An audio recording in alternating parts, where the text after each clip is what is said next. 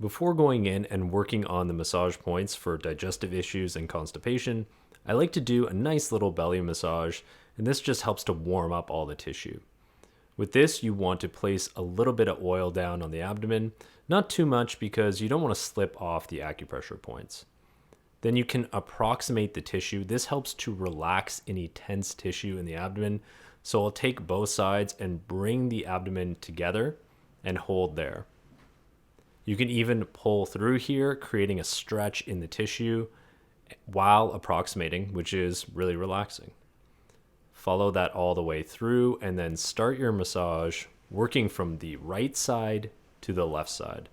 On the right side, you're working up the ascending colon, and then you're going through the transverse and then down the descending. This is absolutely fantastic for constipation. It helps to get things moving in the abdomen, and it's also just really relaxing to massage the abdomen. Follow that through, do it a couple of times, and make sure you follow through all your strokes. And then you can come up and just do a nice full stretch of the abdomen, placing your fingertips down and then gliding all the way down from the bottom of the ribs in towards the bladder. And then you could do some ringing. Here, what I'm doing is I'm just going from side to side, and this feels absolutely so good for anyone who has gastritis, and it's good for just opening up the circulation in the area, and it's going to make the acupressure points more effective. You can do this 3 to 5 times, just moving back and forth on the abdomen while also stretching out around the lower ribs. Stomach 25 is known as the most important point for intestinal disorders. It's located at the level of the navel. So find the navel, take 2 fingertips, and then locate the point. Once you've found the point, press down in that area, and then find the adjacent point on the other side. With this, you can do some nice static pressure, and you could also do circular pressure in a clockwise motion for 1 minute, and then move in a counterclockwise motion for another minute. Repeat as necessary until there's some abdominal relief. This is a really useful point for constipation, diarrhea, as well as gastrointestinal issues.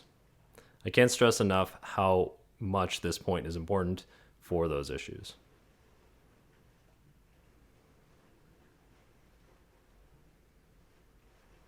Stomach 36 is located 4 finger widths down from the bottom of your kneecap along the outer lateral boundary of the shin bone.